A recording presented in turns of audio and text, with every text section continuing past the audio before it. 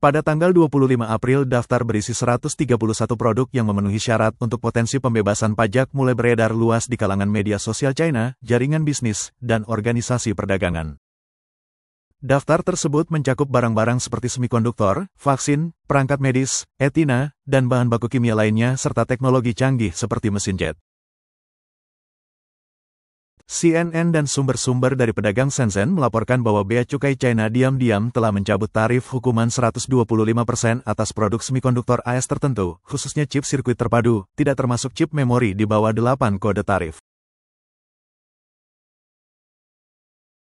Produk-produk ini sekarang hanya dikenakan pajak pertambahan nilai sebesar 13%. Satu perusahaan yang berbasis di Shanghai bahkan menerima pemberitahuan bahwa mereka dapat mengajukan pengembalian atas tarif yang dibayar lebih antara tanggal 10 April dan tanggal 24 April. Laporan lebih lanjut dari Reuters mengungkapkan bahwa Kementerian Perdagangan China telah membentuk satuan tugas untuk mengumpulkan barang-barang yang mungkin memenuhi syarat untuk ini pembebasan dan secara aktif mendorong perusahaan untuk mengajukan permohonan. Bloomberg menambahkan bahwa Beijing sedang mempertimbangkan untuk memperluas pembebasan tersebut hingga mencakup peralatan medis, etana, dan bahkan pajak atas penyewaan pesawat. Langkah ini secara luas ditafsirkan sebagai sebuah tindakan sementara bagi Partai Komunis China untuk meringankan tekanan pada bisnis, menandakan dampak signifikan perang dagang yang sedang berlangsung terhadap ekonomi China. Michael Hart, Ketua Kamar Dagang Amerika di China, mengonfirmasi bahwa beberapa anggota Kamar Dagang tidak dikenakan tarif baru atas barang impor dalam seminggu terakhir, mengindikasikan bahwa kebijakan pembebasan sudah mulai diimplementasikan. Menurut surat kabar Korea Selatan Jun'an Ilbul, pada pagi hari tanggal 24 April, seorang pejabat senior dari Kementerian Keuangan China memimpin delegasi yang terdiri dari sekitar 10 orang ke dalam gedung Departemen Keuangan AS dekat Gedung Putih untuk pembicaraan rahasia. Meskipun identitas pejabat tersebut tidak diungkapkan, foto-foto yang diproses dipublikasikan menunjukkan seorang pejabat China dengan tegas mencegah pengambilan foto oleh media dan menuntut wartawan menghapus foto mereka, menyoroti sensitivitas acara tersebut. Insiden ini mengonfirmasi pernyataan Presiden AS Trump saat wawancara pada tanggal 23 April yang mengklaim bahwa AS dan China melakukan komunikasi langsung setiap hari mengenai masalah perdagangan. Namun, meskipun ada banyak bukti menunjukkan bahwa China telah mulai mengurangi tarif dan terlibat dalam pembicaraan, sikap resminya terus menyangkal perkembangan ini, mempertahankan sikap keras. Pada konferensi pers rutin pada tanggal 24 April, juru bicara PKC Haung berkata,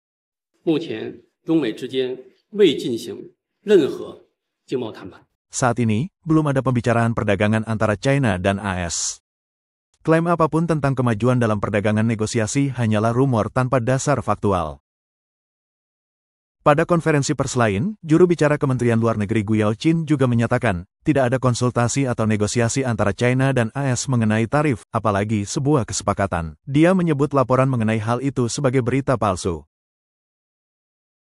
Trump dengan cepat membantah penyangkalan PKC. Pada tanggal 24 April saat pertemuan dengan Perdana Menteri Norwegia Jonas Gahr di Gedung Putih, dia mengatakan kepada media bahwa pagi itu, China dan AS telah mengadakan pembicaraan dan bahwa AS terus-menerus melakukan pembicaraan dengan China. Khususnya, pada tanggal 25 April Politbiro PKC mengadakan pertemuan untuk membahas koordinasi pekerjaan ekonomi domestik dan perjuangan ekonomi dan perdagangan internasional, mengusulkan kebijakan makroekonomi yang lebih proaktif untuk mengatasi situasi saat ini. Pernyataan ini mencerminkan meningkatnya kekhawatiran di dalam kepemimpinan PKC atas dampak negatif perang dagang terhadap ekonomi China. Tak lama kemudian, berita yang lebih mengejutkan terungkap dalam sebuah wawancara dengan majalah Time pada tanggal 25 April. Trump mengungkapkan bahwa Xi Jinping secara pribadi meneleponnya dan menekankan bahwa dia tidak akan menelepon jika dia tidak dihubungi terlebih dahulu. Trump berkata dia menelepon dan menurut saya itu bukan tanda kelemahan di pihaknya. Dia lebih lanjut memperkirakan bahwa dalam 3 hingga 4 minggu AS akan mencapai kesepakatan baru dengan mitra dagang dan menekankan bahwa kebijakan tarif didasarkan pada penetapan tarif yang adil untuk berbagai negara. Gordon Chang, seorang rekan senior di think tank AS, Gatestone Institute menunjukkan pada program Fannie & Co. di saluran Fox Business pada tanggal 25 April bahwa PKC diam-diam memberikan pembebasan tarif atas barang-barang AS tanpa mengumumkannya secara publik untuk menghindari pengakuan kompromi. Dia menganalisis bahwa ekonomi China sedang menghadapi tantangan seperti indeks produk konsumen dan produsen yang negatif, PDB yang menyusut, dan penurunan pendapatan pajak untuk kuartal pertama tahun 2025. Dia memperingatkan bahwa perang dagang yang berkepanjangan akan memperburuk masalah ini. Setelah bertahan terhadap tarif AS, dunia kini mengamati dengan seksama kapan China dan AS akan memulai negosiasi, terutama kapan para pemimpin kedua negara akan berbicara. Semua tanda menunjukkan bahwa tidak hanya AS dan China sedang berbicara, tetapi China telah mulai membuat konsesi substansial. Dengan kata lain, sementara Xi Jinping tampak keras di permukaan, dia secara efektif telah melunakkan sikapnya. Namun, PKC melanjutkan pendekatan tradisionalnya untuk mempertahankan front verbal yang kuat. Pada tanggal 28 April, selama konferensi pers rutin oleh Kementerian Luar Negeri PKC, seorang wartawan Phoenix TV menyebutkan pernyataan Presiden Trump bahwa Xi Jinping telah meneleponnya sebagai respons. Juru bicara Kementerian Luar Negeri, Gao Zhaoqin mengatakan dari apa yang saya pahami, kedua pemimpin belum melakukan panggilan baru-baru ini. Saya ingin menekankan bahwa China dan AS belum melakukan konsultasi atau negosiasi mengenai masalah tarif. Jadi pertanyaannya muncul, jika China diam-diam mengurangi tarif dan berkompromi, mengapa PKC tidak mengakuinya? Karena Xi Jinping yang menelepon dan para pejabat China telah mengunjungi Washington untuk pembicaraan, mengapa PKC terus menyangkalnya? Tanggal 23 April Wing, seorang wakil penasihat politik China Amerika di misi AS untuk Perserikatan Bangsa-Bangsa, secara akurat merangkum situasi dalam pidatonya di Dewan Keamanan.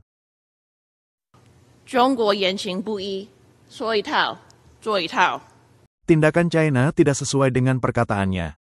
Komentator senior Wang Youchun menganalisis bahwa PKC menyangkal negosiasi AS-China karena 3 alasan. Pertama, ini tentang menjaga muka. PKC menolak mengakui negosiasi dengan AS untuk melindungi citra sebagai negara yang hebat, mulia, dan benar. Menghadapi tarif timbal balik Trump, China secara terbuka menentang dan membalas, tetapi terpaksa bernegosiasi secara pribadi karena isolasi internasional. Secara publik mengakui hal ini akan merusak reputasinya, jadi PKC terus menyangkalnya. Kedua, ini tentang memprioritaskan kekuasaan. PKC menempatkan keamanan rezimnya sebagai yang utama. Di dalam negeri, ia harus mempertahankan citra kekuatan, tidak ada konsesi, dan berjuang sampai akhir. Memancarkan niat baik apapun terhadap AS dapat dilihat sebagai kelemahan atau menyerah yang akan mengganggu penduduk domestik, memicu perebutan kekuasaan internal dan melemahkan kontrol PKC. Oleh karena itu, PKC terus menyangkal negosiasi untuk menunjukkan tekadnya untuk melawan AS dan mempertahankan otoritas atas rakyat China. Ketiga, PKC memiliki kecenderungan kebiasaan untuk berbohong. Setelah berkuasa selama 76 tahun melalui penindasan dan penipuan, mesin propaganda PKC terampil dalam memutarbalikkan kebenaran. Bahkan setelah Trump dan media Korea Selatan mengungkapkan bukti pembicaraan, PKC terus menyangkal negosiasi, berusaha menyembunyikan kebenaran. Jadi mengapa PKC sekarang menunjukkan tanda-tanda kompromi? Alasan utamanya adalah tekanan ekonomi. Tarif AS sebesar 145% telah menyebabkan ekspor China ke pasar AS merosot. Menurut Financial Times, volume pemesanan kontainer standar 20 kaki pada rute China AS turun sebesar 45% pada pertengahan April.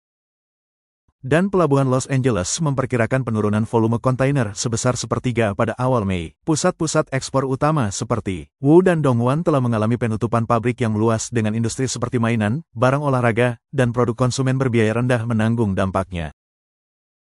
Kerugian pesanan, penumpukan stok, dan rantai pasokan yang terputus telah membuat banyak pabrik dalam kesulitan besar, menyebar seperti virus ke seluruh negeri. Para ahli memperingatkan bahwa gelombang kehancuran ini pada akhirnya akan mengarah pada krisis struktural di sektor manufaktur. China memicu pengangguran massal dan krisis rantai pasokan.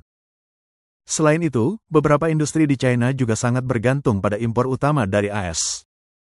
Misalnya, bahan inti untuk industri plastik China, etana, 98% diimpor dari AS. Jika AS memutus pasokan, industri plastik China dapat lumpuh. Industri semikonduktor dan kedirgantaraan juga terdampak parah dengan suku cadang utama untuk pesawat C-919 seperti mesin dan roda pendaratan bergantung pada impor AS. Gangguan pasokan akan sangat merusak industri ini.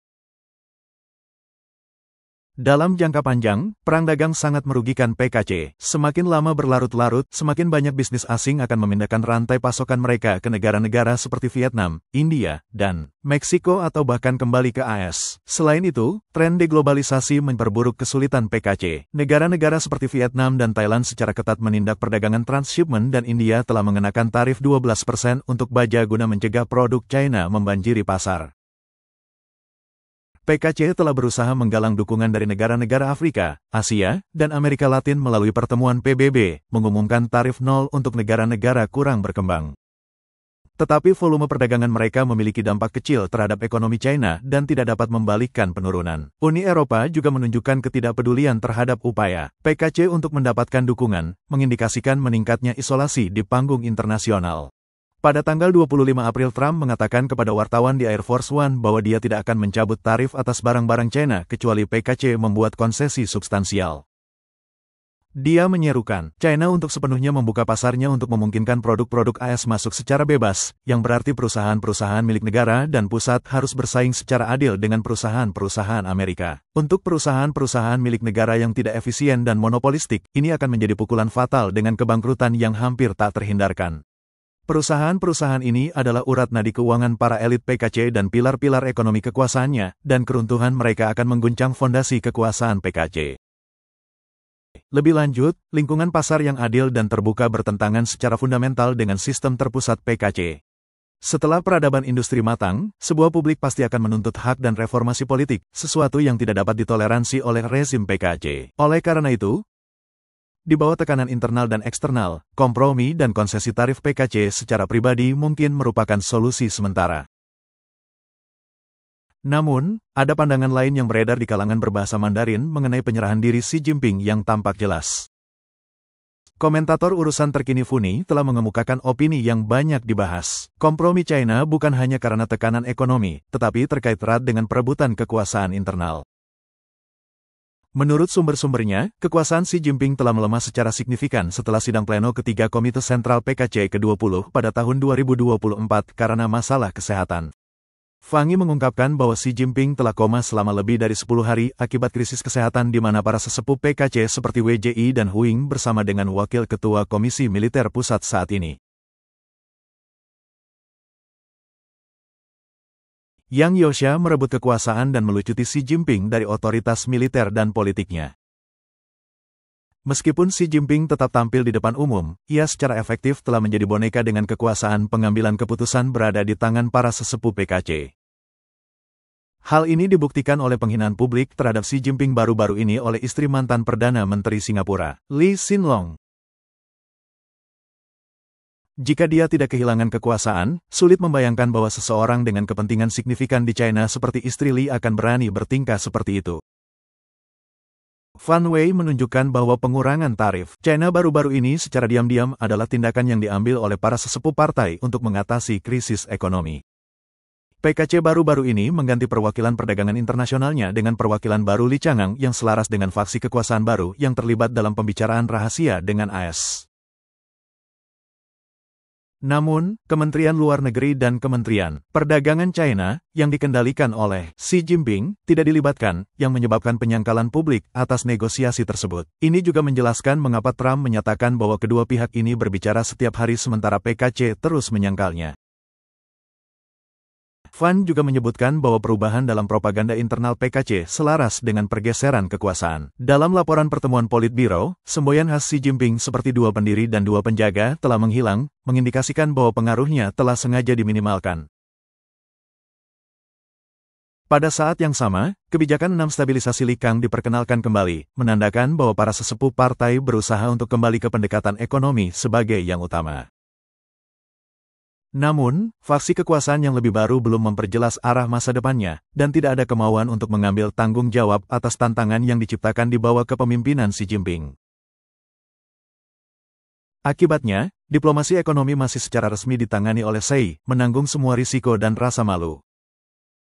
Komentator terkenal Tong King Yuan telah menyatakan pandangan serupa. Dalam sebuah video baru-baru ini, ia menunjukkan bahwa strategi kekuatan anti-Xi untuk mengatasi krisis adalah mendorong Xi Jinping ke garis depan. Apakah dia bertindak sebagai pejuang serigala, menyinggung orang lain atau berkompromi, dia dibiarkan menanggung konsekuensinya. Keberhasilan berarti manfaat bersama, tetapi kegagalan sepenuhnya tanggung jawabnya, dan dia bahkan bisa dibuang sebagai kambing hitam. Xi Jinping, yang dulunya pemimpin pusat yang ambisius dengan potensi besar, kini direduksi menjadi nasib seorang boneka, hasil sepenuhnya dari perbuatannya sendiri. Baru-baru ini, blogger keuangan terkenal Laman menganalisis dalam sebuah video YouTube bahwa perang dagang AS-China adalah hasil dari serangkaian kesalahan penilaian. Baik AS maupun China melakukan kesalahan strategis yang signifikan. Namun, kesalahan penilaian ini mengarah pada hasil yang sangat berbeda. Kesalahan penilaian AS menghasilkan konfrontasi dini, tetapi telah menghasilkan hasil yang sangat positif bagi AS. Sebaliknya, kesalahan penilaian China menyebabkan keruntuhan ekonominya sebelum waktunya, situasi yang tidak dapat ditahan oleh pemerintah China. Kesalahan terbesar yang dilakukan oleh pemerintahan Trump adalah melebih-lebihkan kekuatan China. Dalam beberapa tahun terakhir, China telah berkembang pesat di bidang-bidang seperti militer, kedirgantaraan, dan energi baru, tampak makmur. Pada saat yang sama, China telah menggunakan diplomasi buku cek di Afrika dan Amerika Latin, memberikan dukungan keuangan tanpa akhir kepada negara-negara ini sebagai imbalan atas dukungan mereka di panggung internasional. Untuk indikator-indikator eksternal ini, ekonomi China tampak sangat kuat, bahkan tak terkalahkan. Namun, apa yang tidak diketahui Trump adalah bahwa ekonomi China telah terkuras oleh gelembung properti selama 20 tahun. 2% elit merah teratas mengendalikan 82% kekayaan, sementara kesenjangan kekayaan telah menjadi tak terukur. 1,3 miliar rakyat China biasa tidak memiliki jaminan sosial untuk perawatan kesehatan atau pensiun dan kekurangan daya beli real. Ekonomi China sangat bergantung pada ekspor dengan 40% produk industrinya perlu diekspor. Selain itu, 16% produk industri harus dijual secara langsung atau tidak langsung ke AS. Oleh karena itu, China tidak memiliki kemampuan untuk menghadapi perlambatan ekonomi skala penuh dengan AS. Konfrontasi prematur pemerintahan Trump dengan PKC pada saat yang tepat ketika ekonomi dan politik China berada pada titik terlemahnya telah menempatkan pemerintah China pada posisi yang sulit tanpa respons yang layak. Kesalahan terbesar China adalah meremehkan tekad Trump untuk mengubah status quo. Sejak tahun 1950-an, AS telah mempertahankan perdamaian dan kemakmuran global selama 70 tahun dengan mengekspor daya beli. Tetapi model ini datang dengan biaya yang tinggi. Pertama, menguras cadangan emas, 1950-an hingga 1970-an, dan kemudian bergantung pada pencetakan utang, 1970-an hingga 2020-an, dengan utang nasional melonjak hingga 36 triliun dolar AS dan bunga mencapai 20% dari pendapatan fiskal, membuatnya tidak berkelanjutan. Selain itu, industri AS telah mengalami deindustrialisasi. Kawasan Rust Belt telah menderita kebangkrutan dan ketidakpuasan publik telah meningkat. Pemilihan Trump adalah respons terhadap opini publik. Memimpin kabinet anti-China, Trump bertekad untuk mengakhiri globalisasi dan menetapkan aturan baru sambil membentuk kembali manufaktur Amerika. Oleh karena itu, pemerintah AS tidak mungkin mundur dari tarif dengan China. China, di sisi lain, sama sekali tidak menyadari situasi AS.